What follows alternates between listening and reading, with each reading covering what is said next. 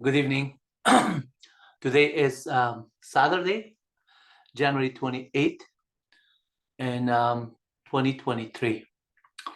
I'm going to share with you some of my free education videos on YouTube, as well as the books that I'm doing it. So let me just share my screen first. And then at this time, we're going to discuss MyWebUniversity free educational videos. And basically, I'm building this website at my YouTube, which is my YouTube channel called MyWebUniversity free educational videos. You're welcome to watch some of the videos or like and subscribe. But before you do that one, let me just tell you what am I offering for you. So first, I built this website called mywebuniversity.com. I have been running it since 2000 here till this year, 2023 New Year. And today I rebuilt the entire website. It's a lot of work. It is just built over years.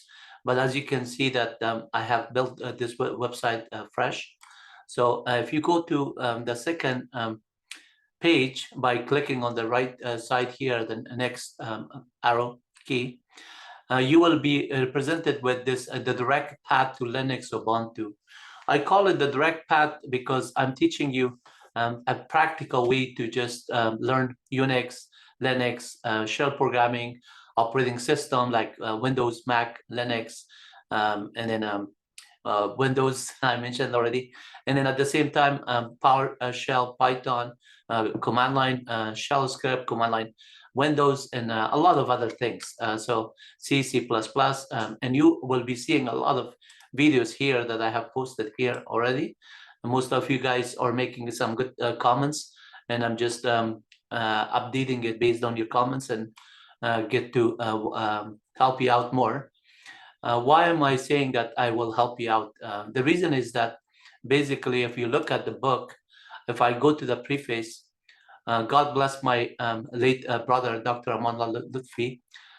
He was a doctor, cardiologist at Kaiser. God bless him. He passed away 2 years ago, yesterday. And he's no longer with us, but his legacy, his memories is going to live forever with us. And same thing with my mom 4 years ago. Tomorrow, she passed away. And unfortunately, it is hard for us, but at the same time, their legacies is hopefully we will help you out with a lot of things here by just providing free education at the website. So you can watch a lot of videos and then at the same time, go to this book, which I wrote for you. It is basically chapter 1 through chapter 8. Now I added today chapter 8 also. And on the chapter 1, for example, if you go to the invention of Unix, it talks about the operating system invention when it was originally built by Ken Thompson and Dennis Ritchie. This is Dennis Ritchie and this is Ken Thompson. This is at Bell Laboratory back in 1969. They built the AT&T version of Unix. At the same time, I have a lot of documentation for you, thousands of documentation. So just the Linux manual pages for the PDF version, I built that one today, and it is all available for you in PDF format.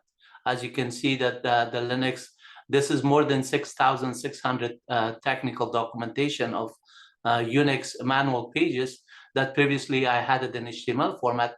Now I just built it for you in PDF format. And I'm going to show you some of those ones, how I did it. Basically, I used Python programming language, combination of shell scripting, Unix, combination of Python, and then free PDF, which is an organization that they provide the modules, fpdf.org. So this is a module that you can just generate PDF programs. If I just go to this site, and then you can see that this is the free PDF documentation.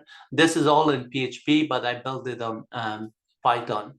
And obviously, if you go to python.org, python.org also takes you to like all these modules that you can use and learn it and do it. And I have done a lot of videos for Python already, and shell scripting, C++. You're welcome to watch them and learn from them. I'm still making more. So let's just go to the this documentation, for example. So if you're just coming here and then just on this page, man PDF, as you can see, it has thousands of documentation for each section. I built it for you in a very organized manner, so you could just have this in a table of contents for all the section. So this is section 1. Look at how big is section 1. I can go on, and it's still we are not reached when reach section 2. So now this is section 2, and it is a different format. I mean, that different table.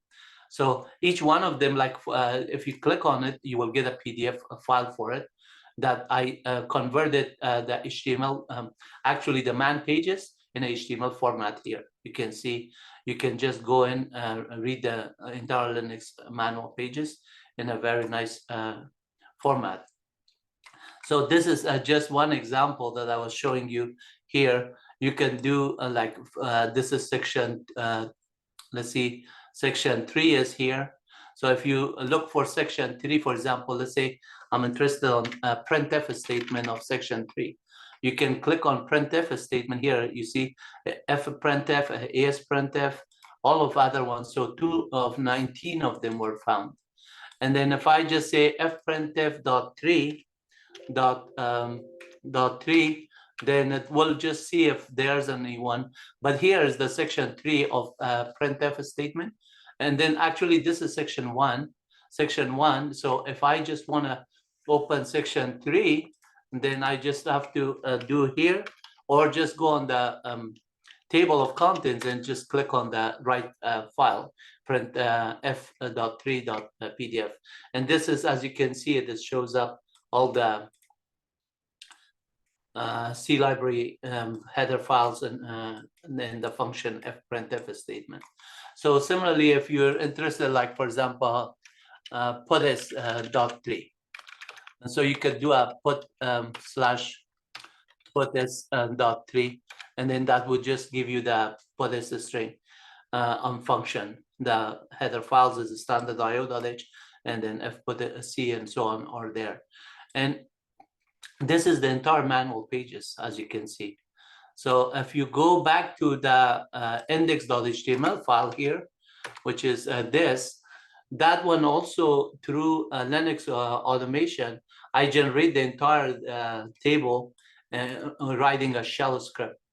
So the shell script, it just creates all this nice interface with you. And the actual program, I wrote it in Python, that actually did the PDF conversion from a text file of the man pages. So let me show you some other part of this chapter, section 2, and then we will look at section 3, and then section 3, and then similarly section 4. So then I'm going to show you a trick that I did to validate it, that I have about 6,000 files. How am I going to just make sure that for all of the section, I have the appropriate number of fields on for that section, and it listed on the right section. Like you can see section 5 is there, and section 4 was there, section 6 and 7, and section 8, and then finally section 9. So let me just show you like the technique that I use to just validate. For example, this one is a VMX net for VMware stuff. So the module that is there, modprobe VMX net, if you want to load it. A lot of these stuff are very kind of like related to each other.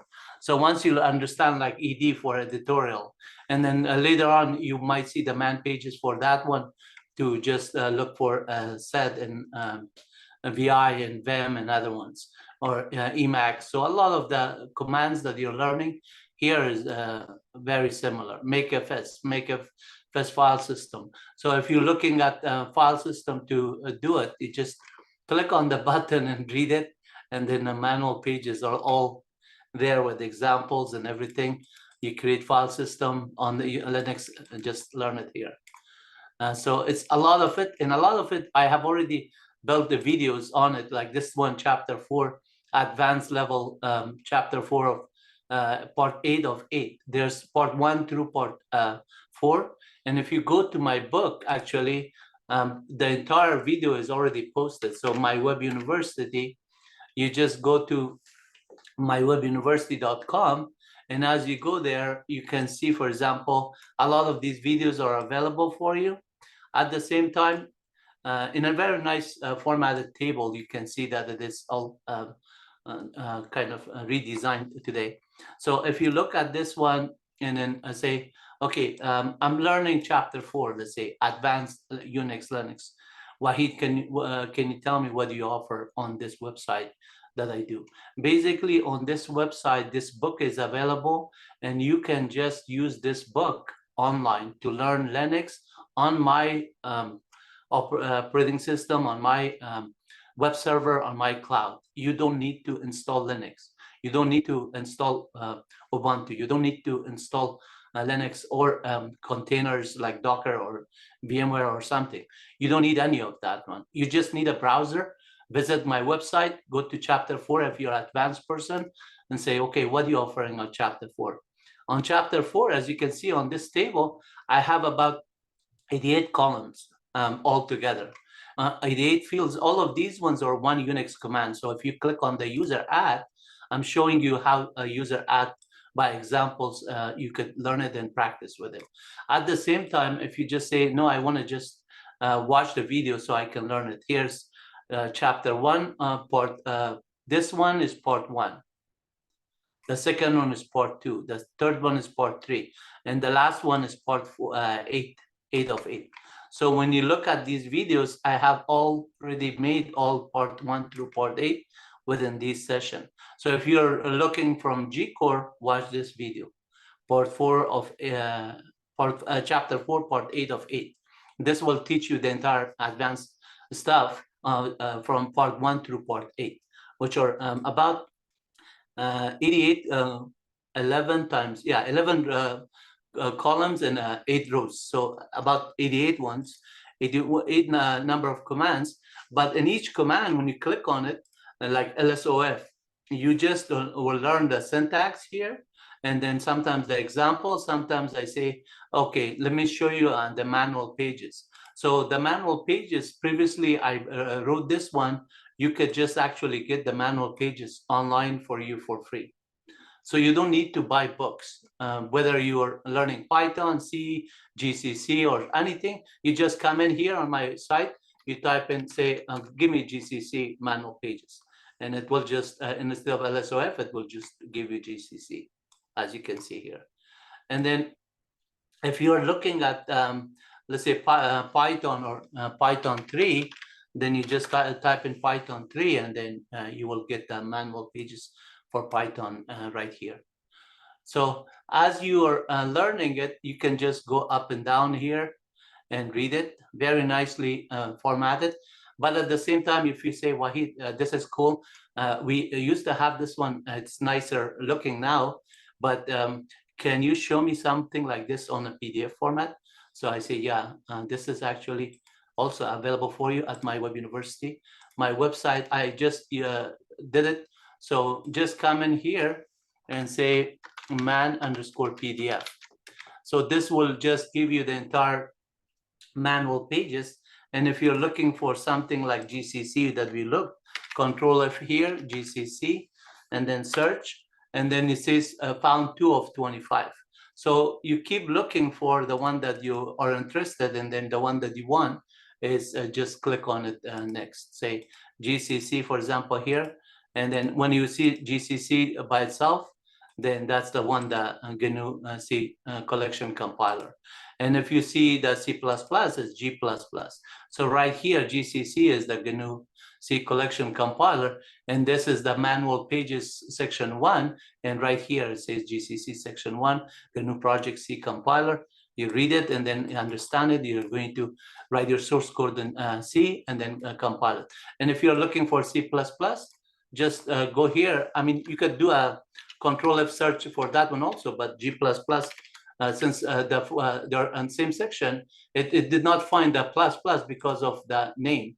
So in the URL encoding, you have to just type in for the plus to differently, because plus is actually a space with the get method. So let's just look here for Control F G++. And then it did not find that one. So apparently I did not see a man pages for it, maybe.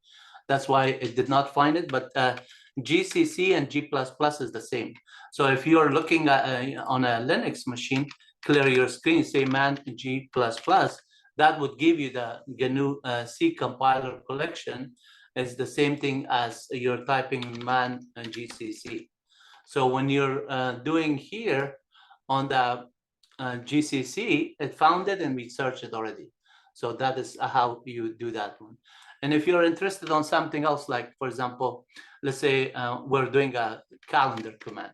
Calendar command, you just search for it and then you just say, okay, let me see the calendar command here, the new calendar here, and just do that one and then learn it. So how am I going to help you with these PDF files? Once you do the reading a little bit, you say, okay, I learned the cal command and the calendar command and some of the argument like -J, -O, -A, -B, all of that when you read it. And then you say, okay, I learned that command. Now let me just practice it. So you can practice it two ways. You can clear your screen here and say cal.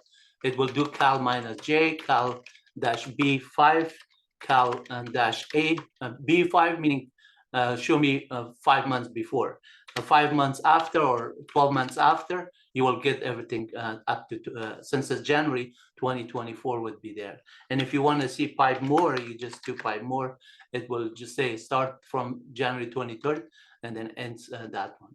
So, but if you want to see like only 2 months after this January, you could see February and March and you could see that. So new calendar similar, so you could run the command and then new calendar is just -J is similar. So calendar 19070 is the epoch calendar of Unix, which I earlier told you that Unix started in AT&T Bell Laboratory by Ken Thompson and Dennis Ritchie back in 1969. So the epoch calendar started January 1st, which was a Thursday, 1970. So let's do some more of these things that you can learn at MyWebUniversity. So let's say you learn the calendar command and everything. You say, can I practice it on my website, on your website, Wahid? Sure. I provided for that information for you so you can practice it. Let's say you come in here and you just say, the calendar command, depending on what command you're practicing it, it falls off in one of those chapters. So chapter 2 has the basic Unix commands, and then the calendar commands fall in that category. So if you click on this one and then you say, let's go to chapter 2, if you see that chapter 2 basic Unix command, chapter 3 intermediate, chapter 4 advanced, chapter 5 Unix shell scripting, chapter 6 Unix and Linux web server, chapter 7 search Unix manual pages. This is an dynamically gets created. It is not static. It just, as you search for it, you're welcome to type in a Unix command and I'll just provide you the output for it on that web server. And then similarly, this one is the PDF file that is already from that HTML. I already created more than 6,000 files. So let me tell you before I go to chapter 2. Actually, let me go to chapter 2, show you that, and then I'll jump in back to chapter 8. So chapter 2, you can see that there's 33 commands here. And the same thing, I have these chapter 2 videos also. This is my late brother, Dr. Aman Lutfi, was giving me the kind of a reward or my diploma.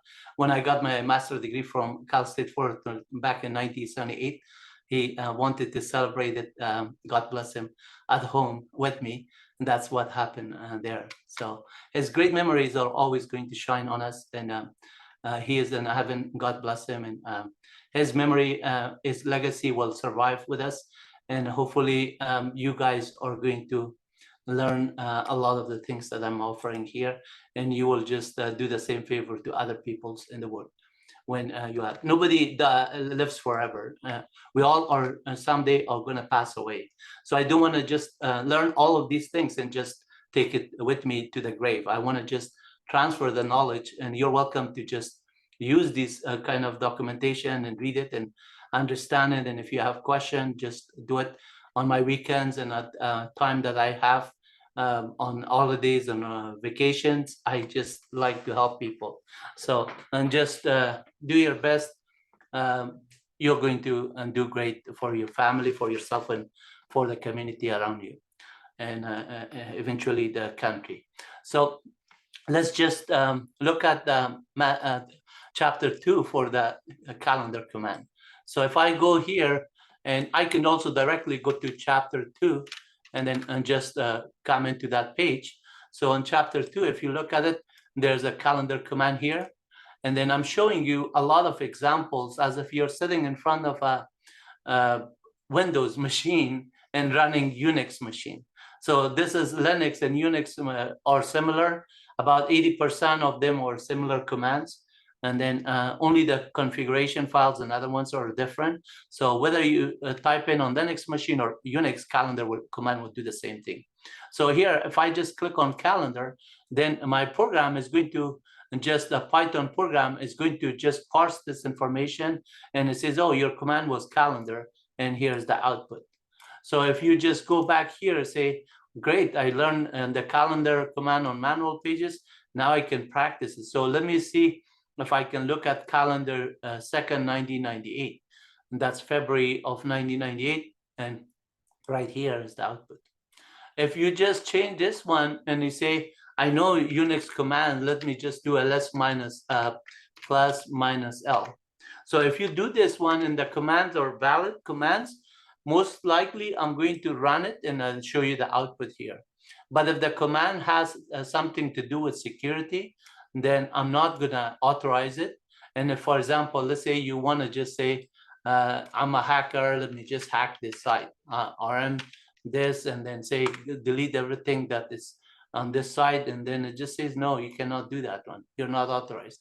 And if you just want to create a file, say, I want to do a PWD, but do a SQL injection, and then run a command to say something else after the semicolon or buffer overflow, all of those codes are not allowed. So if you do say, even though you're doing these two commands and those two commands separately would work, but I'm just saying that that command, I'm not going to allow it because I don't know after semicolon what you're typing. So when you type in that one, then I will detect it saying, oh, you're trying to do semicolon. Similarly, if you want to redirect something and create a file, say echo, let's say RM something, whatever, you want to do plus RM and then plus star dot, let's say star, and then you want to delete everything, and then you want to send it to a file t.sh, and then you say, after I create it, I'm going to delete it. Now notice exactly whatever you put in the query string, I found out that I'm not authorizing those ones. So my program is pretty smart in that sense. Somebody says, hey man, this is not kind of like good to allow everybody to run codes on your program. To be honest, a lot of people are afraid of things that they shouldn't be afraid of. When you're just writing something to help people for other people's to find jobs and improve their life, and nobody's going to hack you to begin with. People are not just that desperate to just show them. If most likely the people that they're that very, very talented, they're going to just also join you to help other people. But at the same time, if you look at it on the negative side, that, okay, we're allowing these commands to run. If everybody prevent everybody from learning, there will not be any website built to just help others. If you go to my site, a lot of the features and functionality that I'm providing, so far I have not seen it on the web. People, they don't do it, they're afraid. But at the same time, when you're not afraid, that doesn't mean that you should not protect yourself. As long as, I'm going to just change this site to SSL certificate, so I could have TLS and SSL port 443 encryption on. At the same time, for the some of these commands that I'm checking on, I have a lot of means of knowing that this has been running for the past 20 years and nobody has already hacked it or anything. Unless you're the web hosting company, you just wipe out everything from the server side and then you say, oh, I hack it. That's not hacking.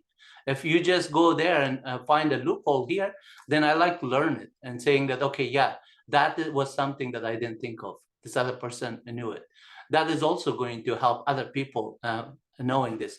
A lot of the companies back in the 86 or late 96, I remember I was doing my master's degree and we were taking security classes. And then the instructor says a lot of the projects, they were just companies were building their sites and giving releasing it to the developers and hackers to say, okay, this is my site, can you hack it? To make sure that they don't have any kind of like loopholes before they go production. And if it's good that you just are learning these things.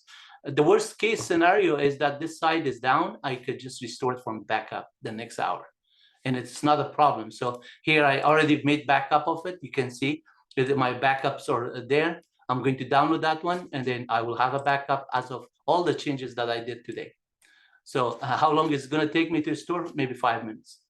So in 5 minutes, I'll be back online. It is really, really kind of smart for you to go take a computer science major at college and graduate from computer science at the same time, work with these great industry and companies that you're doing it, whether you're doing programming, whether you're doing software engineering, database, security, system administration, system analysis, anything, consultant. You are going to just learn over and over a lot of the materials. And if you never quit on learning, education is like an ocean. We all learn a drop of it on a daily basis. So don't give up on learning. When you're doing it, you will improve and you will just do great. So let me show you on other chapters, like chapter 3, for example, we have other commands that you could just also practice. So let me just go to chapter 3.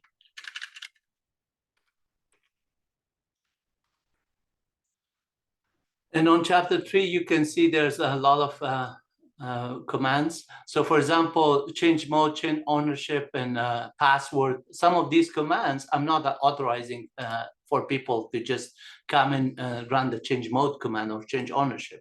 So I'm showing here how to do it on the command line, how to practice it, how to learn it, all of that one. And at the same time, when I'm making videos, I will show you examples of it on the videos. And then for some commands that are advanced, for example, chapter 4, I'm just doing like some commands that are here, and then watch these videos that I'm explaining a lot of it details. Like for example, pkill is process kill is not advanced, it's just easy commands, but I'm showing you, and I'm not going to allow those commands to do it on the site. So I made these videos to show you stuff there. And then at the same time, in chapter 5 is your Unix shell scripting. For Unix shell scripting, you are learning a lot of shell scripting here. You can see this shell scripting. The actual script is showing here, all of the script itself. And if you're going here on the next column here, so for like example, for each statement, that shell script, you will see the output here for the script. At the same time, you can run it here, or you could type in the command. So you could type in pwd and you will see the output right here. So when I'm saying that you can learn the man page and practice it, yes, you can do that. ls-l, you will just learn it and then practice it on my site here. So if you do calendar command, you will see the output. So a lot of the commands are there, but I'm not going to allow rm start or CGI, for example. So when you do this one, it says this is not allowed, or rm minus rf test.txt, whatever garbage, whatever information you do, I'm just showing you that information is not allowed. So it's really cool for that purpose. But if you say, well, I learned this one and then I want to see the manual pages or something, you could do that one. Or whatever command you could do, just like date command, so it knows that the system is dynamic. Right now you can see it's January 29, 1:17 Eastern time. So it's 10:17 California time, Pacific Standard Time, and 1:17 Eastern Time. You can do that one. At the same time, here I'm just showing you that date command would do the same thing here. So, and then calendar, same thing, who is the same thing, ID, same thing, clear the same thing. Every command that you type in, it works. So let's go to chapter 6. We already went to chapter 5. Slash chapter 5, and then so if you go to chapter by chapter, just go on the bottom of it and then just click on if you're watching some of these videos, you're welcome to watch them. And if you say, well, I want to go to chapter 6, click on the right, it will take you to the next chapter. Clicking to the left, it's going to take you to the previous chapter. So here you can learn all these Apache web server commands. And then chapter 7 is that manual pages that I told you. You can run any command. For example, you say, show me the PWD here, and then print working directory. Notice this command. When you click on it, it just changes to that PWD. In the actual Python program I wrote, it is called man.cgi here. And then the argument that you do, if you say, I want to see minus S3 scanf, for example, the scanf, yeah, you can search it by the section and notice that the section 3 is there. And if you say minus S for section 8 mount command, that's system administrator, you can just get the mount command there. If you don't specify the section, you just say mount, automatically it's going to return the right section for you. And you can also get like mount.8. Mount.8, that is also section 8. So if you are on the Linux machine, you can do manual pages a number of ways. So you say man minus S8 mount will return that one, and you could say man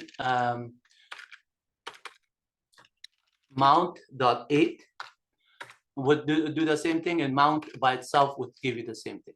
So why is that one? And there's a file called user share man 8, and then there's a mount.8.ganzip there. So that file, based on that file, it knows that when you're typing this, it's going to say, oh, mount is at section 8.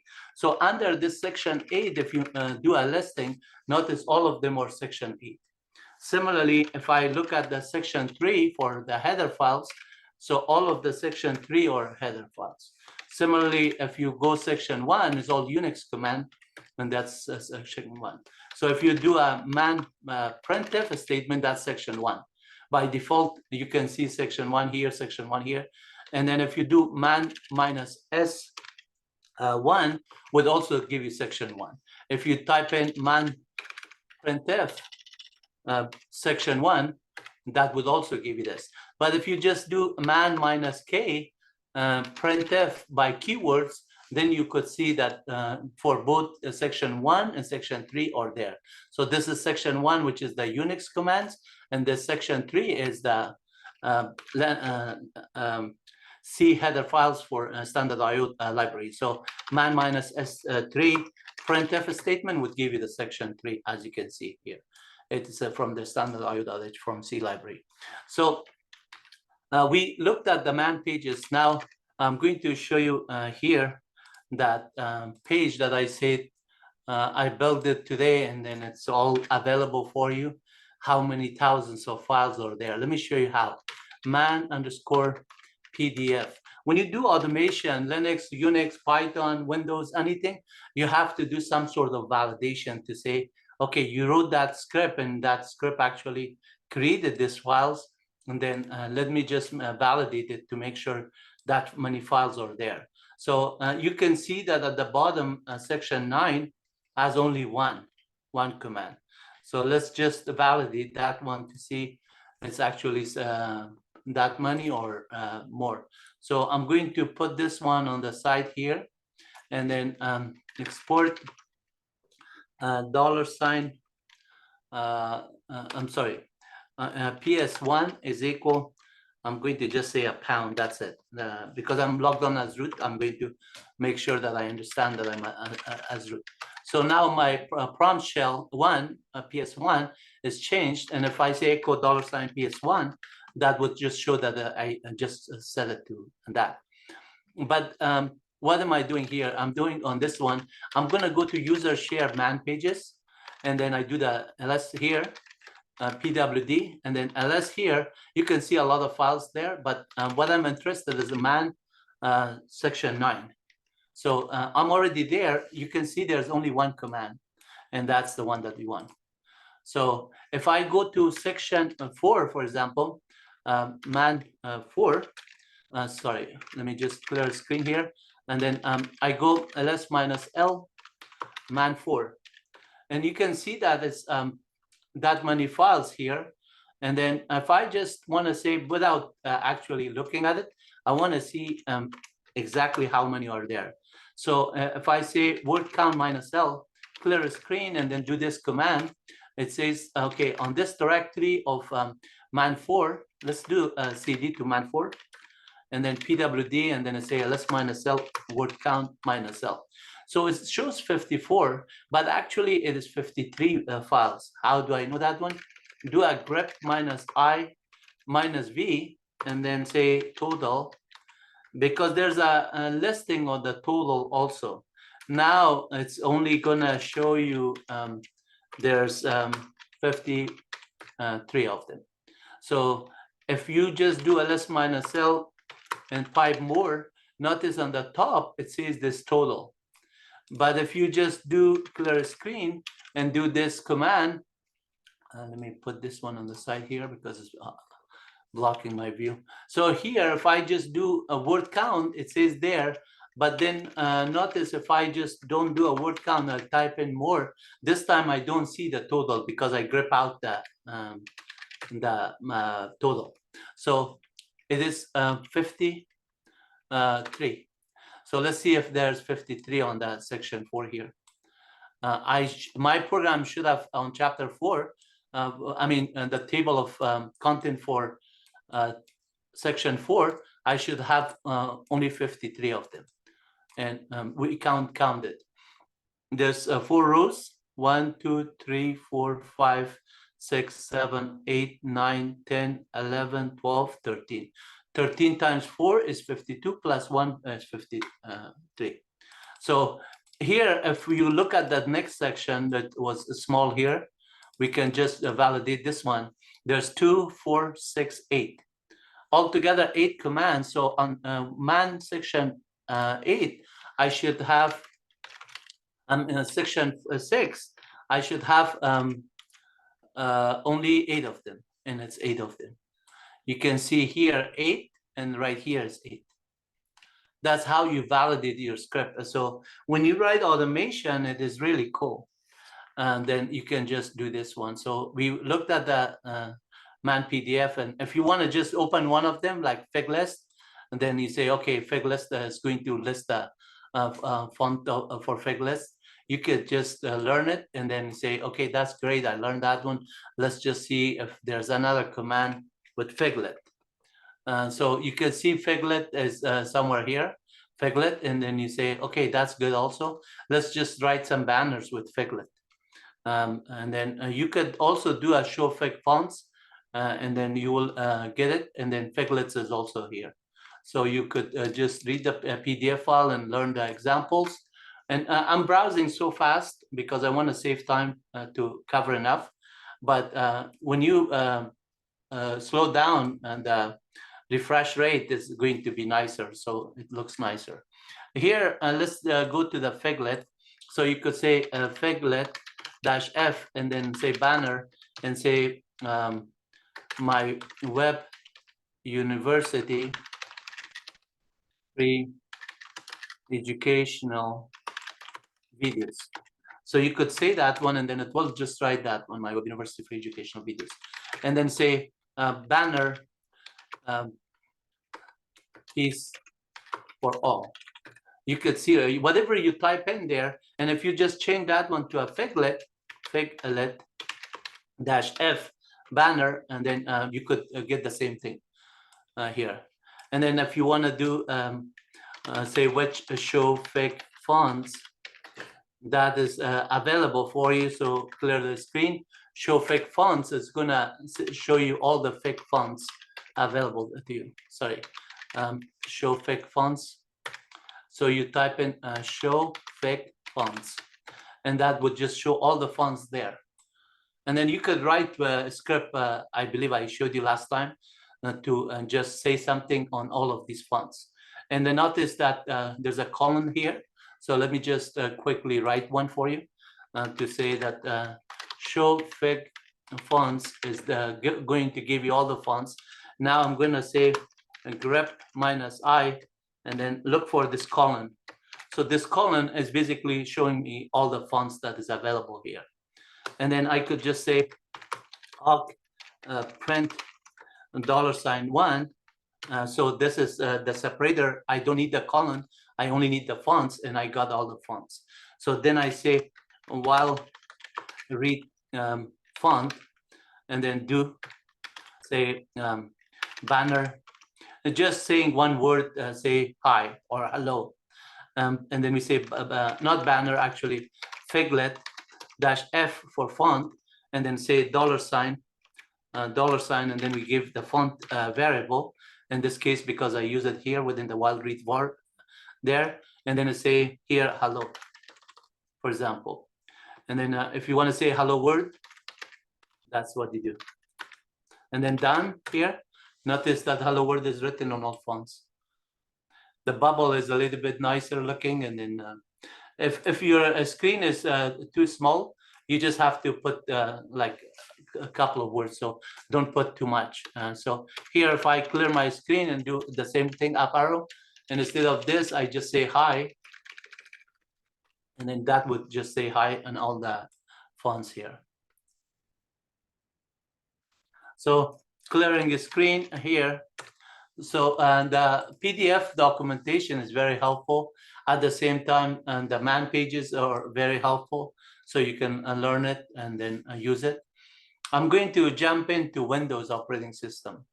Yes, I do have this stuff for you on Windows as well. So here, if I say help_PDF, I did the same thing that I did for manual pages on Unix. For those of you that are learning the Windows operating system, you're not left behind. And so you could catch up with the Unix and Linux similarly. So a lot of these command lines are available here. For example, if you click on the Xcopy here, as you can see, for each one of them, I've made a very nice kind of a table, and then the commands. So if you're looking for the Xcopy, the PDF file comes in.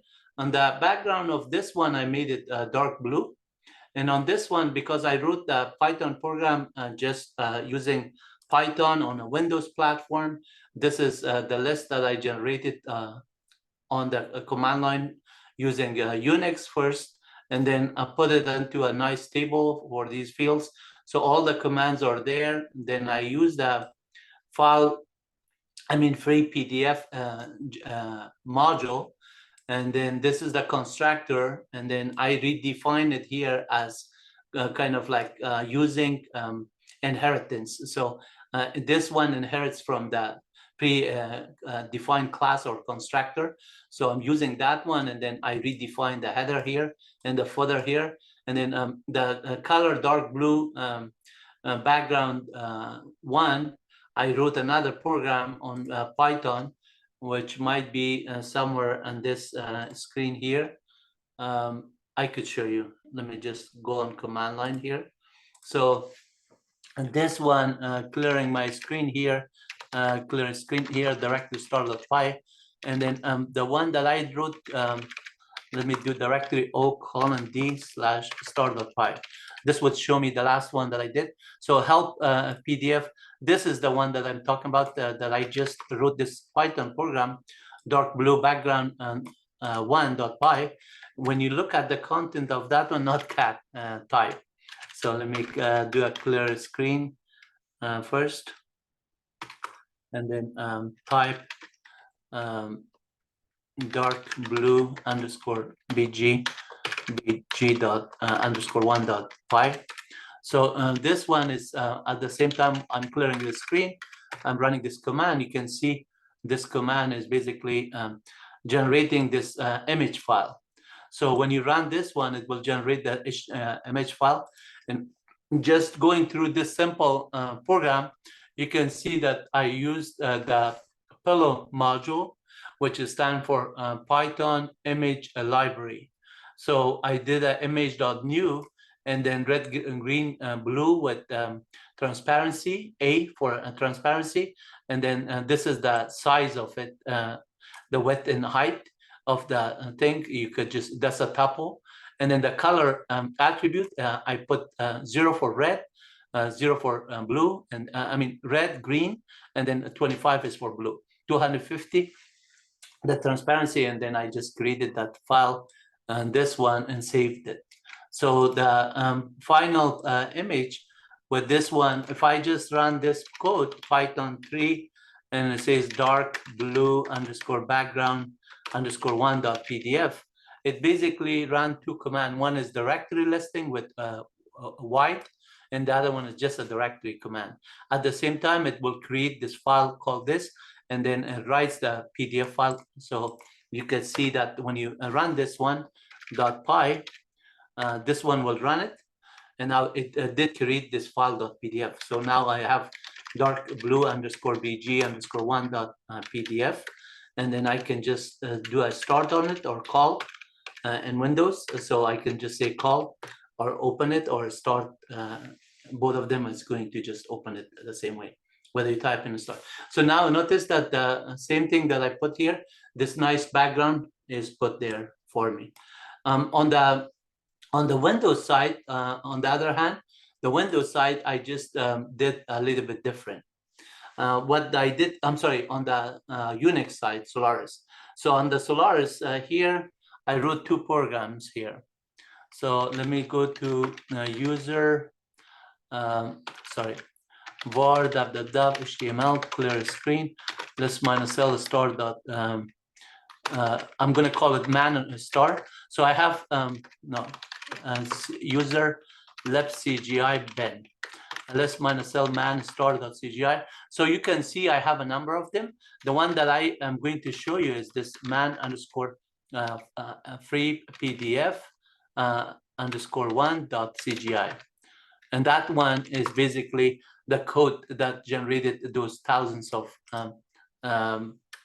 PDF files.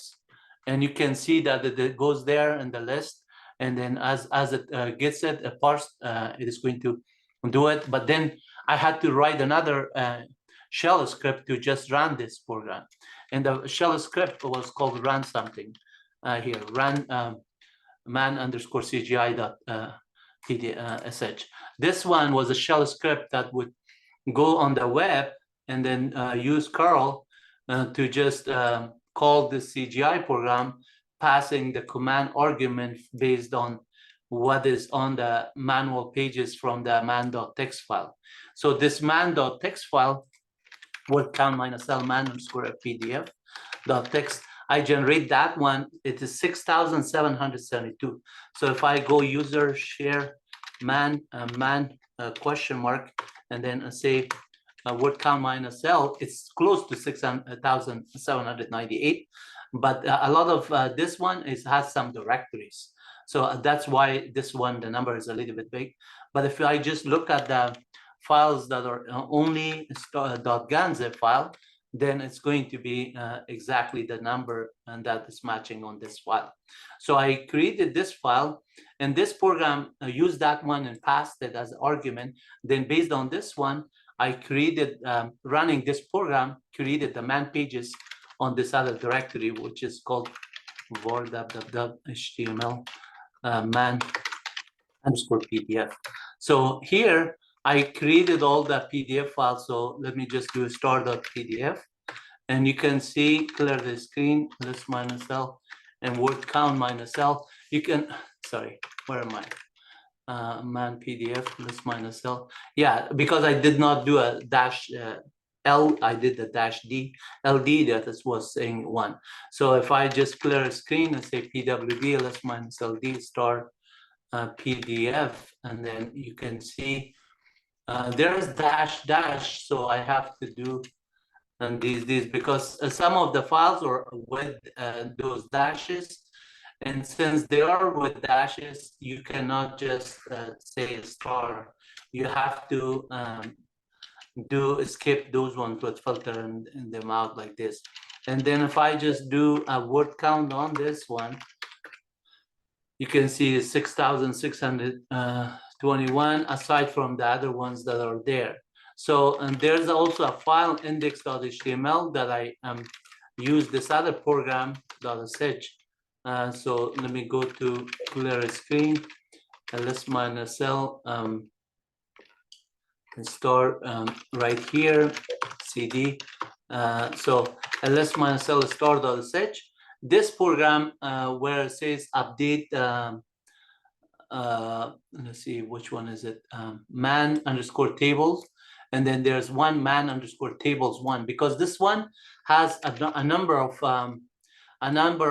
sections. So I created this one to just generate it. The other day, I also showed you some of these line characters with the for statement that was not working for Windows.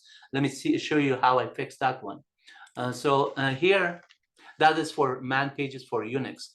But on Windows, temporary, I'm going to show you on the Windows side. Let me just show you the problem and that it was there last time. And I say that I'm going to fix it, but if there's a typo or something, I'll detect it and I'll correct it. A lot of times that when you see some problems, you just have to back up your original script so you can compare it next time. But there was a lot of work that I had to modify, a lot of kind of changes, because I didn't like the way it was looking at missing some of those columns. So let me just say help underscore PDF. You know that now you have all the 62 Windows commands here successfully there. And the table is very nice, formatted, everything. And if you look at the command window, for example, you click on it, it just gives you the command prompt of Windows there in the background here. So the top one, if you look at it here, I wrote it here, gave credit to Windows 10 because Microsoft originally came out with the Windows help command lines available on the operating system. Python is giving you the Python programming language so you could code it as well. The free PDF library generator is the module that I also learned and used it. So I incorporated. MyWebUniversity.com is obviously my website. So I said all these PDF files, whether it's on Windows or Unix, I made it possible for you using the following products. So it is really good to give credit to other people as well, that they are contributing, especially the Python and Windows and free PDF, all those three. And mine is MyWebUniversity, whether you want to give credit or not. All I do care is that if I help you or help someone in the world, and that's going to make my day. That's all that matters to me, honestly. So let's just go back to this command, and then I'm going to go to the index page here, and then just go to the index. Imagine if this one was written previously, and then this one was wrong. So let me show you what was wrong with the previous one and how I fixed it. So you know that when I promised you that I will take care of it, I did take care of it. So here, if I go to help underscore PDF, and then I say index.html. So let me just remove this index.html. Remove index.html. Even though it's a production server, you don't want to do this one, but nobody is looking at it right now. I just made that one available. So a lot of people are just looking at other things, and I'm not worried about for a moment to teach you something, this thing just go away. So we're okay with that. I don't think anybody is going to and just get at the same time headed. So let me just remove it here. I did it, and then now we go to the page. If it is on the cache, it's still the page might resolve. But if it is not in the cache, this should say page not found. So it is looking from the cache, downloading from the cache again, and it's going to open it. So I'm going to close the entire browser, and I'm going to just say open it again. And notice that because I had Zoom and other ones already open, it did not close it completely. So let's just do, say, help here, PDF here, and then say refresh it. And unfortunately, this refresh thing is just doing same thing. It just comes out, and now it is going to display something here for the first one. Let me do index.html. Oh, this is for the man pages. I'm going to go to help index.html. Since index.html is removed, it is downloading it from the cache right here. You can see. So index.html, and it is saying that until you clear your setting, I'm just still gonna do it for you. But what I'm going to do is just say, okay, let's just force it to run this other script. So I'm on this directory. I'm going to go to HTML, and then I say start.sh. And then the script that I wrote last time was called help update PDF. This one was the one that was missing the for statement. So I just did it, and then right under help underscore PDF, and the index.html file just got created as of now, right there. And now if I just do refresh this one again, I should get the old one. This manual pages, and you see I do. And this one, I'm on the wrong man page. So help underscore PDF / index.html.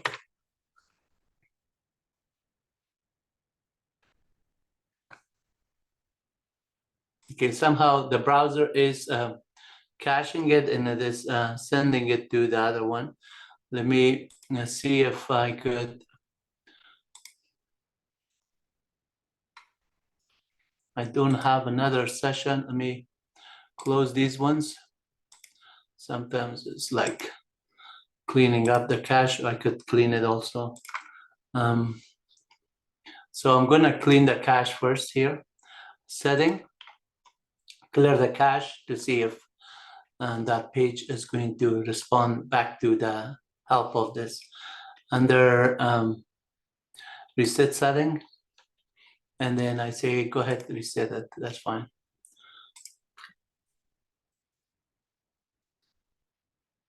Hopefully it will not do anything with my Zoom because I'm logged on and I'm recording that one. So close this one, it's and I'm going to come back to the PDF is okay. I'm going to close this one.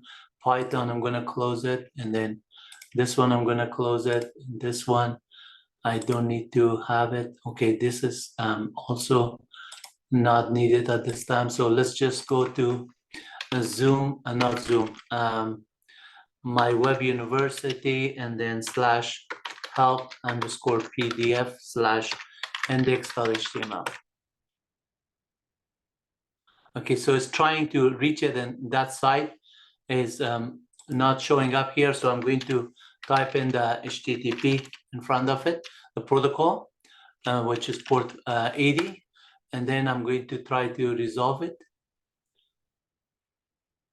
So it does open it up, but it is opening it with the new one. The old one. So you can see it's missing a number of them. If I do CLS for clear screen, it's not there. If I say replace a function, replace, it's not there. If I look for statement format is there, but for is not there. So only finds one of them. So now let's just run the other script that fixed it, which is right here, the same script that I did there. I'm gonna run this one _1. So I wrote a new updated one called table _1. I'm gonna run that one, and that one is gonna fix it. So now I refresh this screen, say go ahead, refresh it. Notice the tables are different now. The table are different, so now I'm going to search for those commands, say look for for statement, and then you could see format and for statement here. So you can open it, yeah, it does work. Similarly for other ones, let me just go back to show you the other ones. So you can see the for statement, everything is looking good here. You can read it, and then the other one was like replace command, for example, that was missing, replace.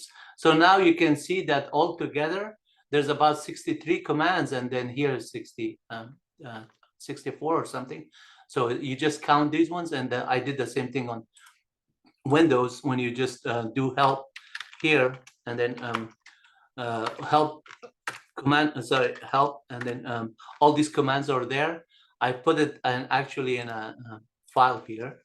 So I created here under programs, sorry, clear screen, CD to, let me just exit out of this one. I'm going to exit out of this, and I say CD to programs, and then Windows, and then clear screen, and then ls-l. Some file like, for example, 62 commands here. So if I just say when commands here, this is basically all the commands that I got from here. I converted there.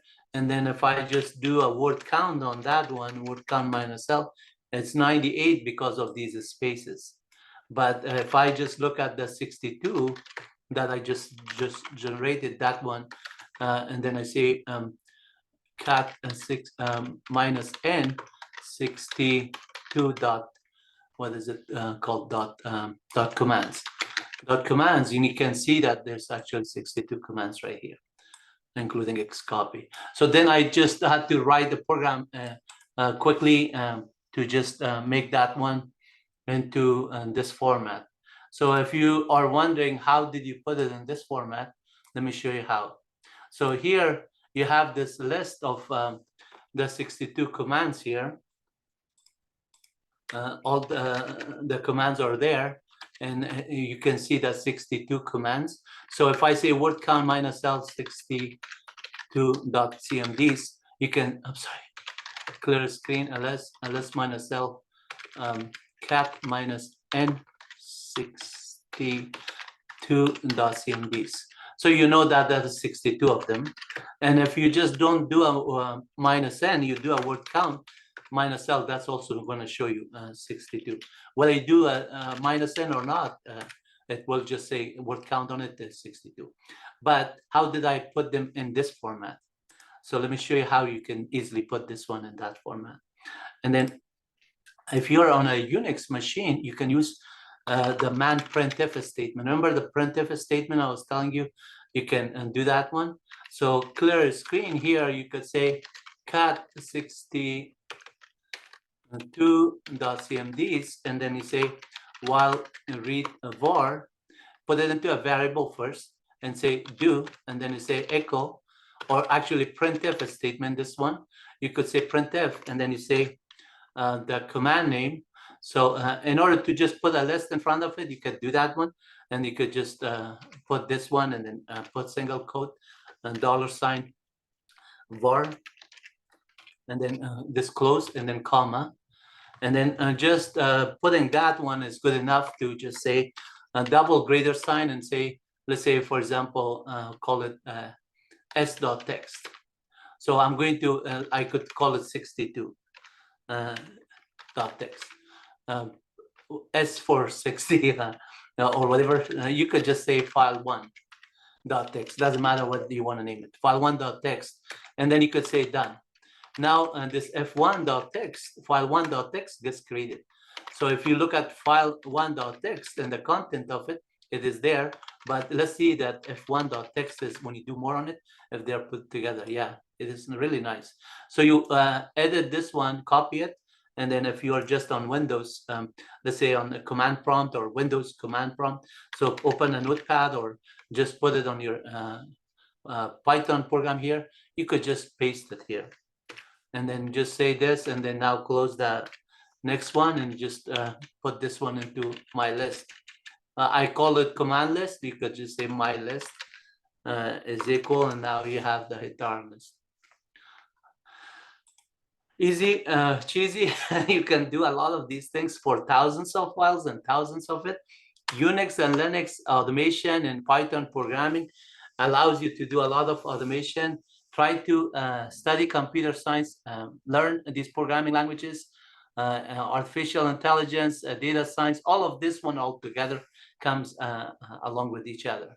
So imagine that this website that I built today, and just within this website, people are creating these websites. Some of them were a lot of expensive stuff that you just design it, and then if they're on the database, it's really, especially if it's practical. If you design something that is people could advantage and learn it, and you just do it within 10 hours. Today, I just spent about 10 or 12 hours together because God bless, my brother passed away 2 years ago yesterday, and my mom 4 years ago. And to keep their legacy, I just feel like I need to do something to the rest of the people that they're, you know, a lot of people are having a hard time.